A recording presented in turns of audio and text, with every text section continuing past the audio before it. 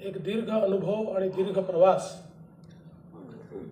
माननीय रवीजींसोबत राहिलेला आहे। तुलनेनं माझी त्यांची ओळख ही 2021 साली झाली, ज्यावेळी त्यांच्या प्रवेशाच्या निमित्ताने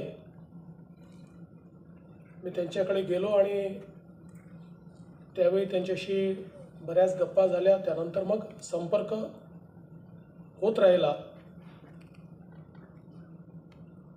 ओळख जरी उशिरा झाली असली तरी महाराष्ट्र आणि गोवा हे दोन राज्य सख्या भावांसारखे असल्यामुळे दोन्हीकडच्या राजकीय क्षेत्रातले नेते एकमेकाला माहिती असतात, तिथल्या घडामोडी माहिती असतात। त्यामुळे गोव्यातले एक प्रमुख नेते म्हणून रवीजींचा प्रवास हा मी देखील बघितलेला आहे आणि खऱ्या अर्थानं राजकारणामध्ये अजातशत्रू अशा प्रकारचं व्यक्तिमत्व ठेवायचं आणि हसत खेळत आपली राजकीय कारकीर्द पूर्ण करायची, अशा प्रकारचे नेते हे फार कमी असतात। त्यातलेच एक नेते म्हणून रवीजींकडे आपण बघू शकतो। त्यांनी आपल्या जीवनामध्ये मोठा संघर्ष देखील केला, पण व्यक्तिगत कोणाचा दुस्वास कधी केला नाही। खरं म्हणजे ते एक उत्तम अशा प्रकारचे व्हॉलीबॉलपटू होते आणि एका उत्तम खेळाडूचे जे गुण असतात तेच गुण त्यांनी राजकारणामध्ये देखील जोपासले।